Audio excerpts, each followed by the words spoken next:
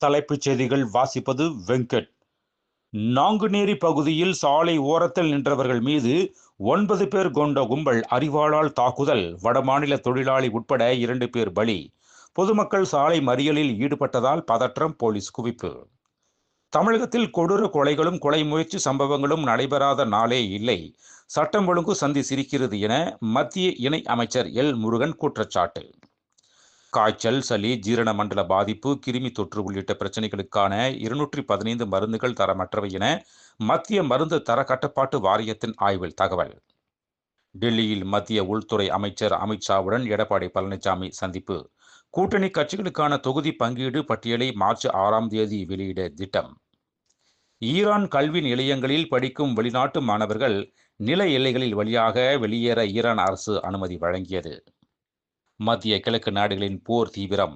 America, Israel நடத்திய தாக்குதல் காரணமாக ஈரானில் இதுவரை 500க்கும் மேற்பட்டோர் உயிரிழப்பு.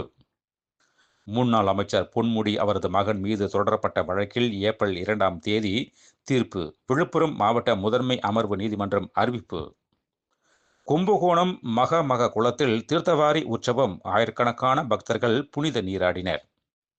ஈரான் தன்னைத்தானே தற்காத்துக் கொள்ளும். அமெரிக்காவுடன் பேச்சுவார்த்தை நடத்த மாட்டோம். ஈரான் தேசிய பாதுகாப்பு கவுன்சிலின் தலைவர் அலி லாரிஜானி அறிவிப்பு. முதியோர் மாற்றுத்திறனாளிகள் உதவித்தொகை பெறுவோருக்கு தமிழக அரசு 2000 சிறப்பு நிதி வங்கிக் கணக்கில் வரவு. 37,79,000 பேர் பயன் பெறுவர் என முதல்வர் மு.க. ஸ்டாலின் பெருமிதம். காவல்துறையை கையில் வைத்திருக்கும் முதல்வர் இப்போதாவது தூக்கத்தில் இருந்து எழுவாரா? நாங்குநேரி கொலை சம்பவத்திற்கு விஜய் கண்டனம். திமுகவுடன் கூட்டணி வைத்தால் தான் சட்டசபைக்குள் வர முடியும் என்பது காங்கிரசுக்கு தெரியும். அமைச்சர் ரகுபதி பேட்டி. மேலும் விரிவான செய்திகளுக்கு அரசியல் ராஜ்யம் மின் இதழை படியுங்கள். நன்றி, வணக்கம்.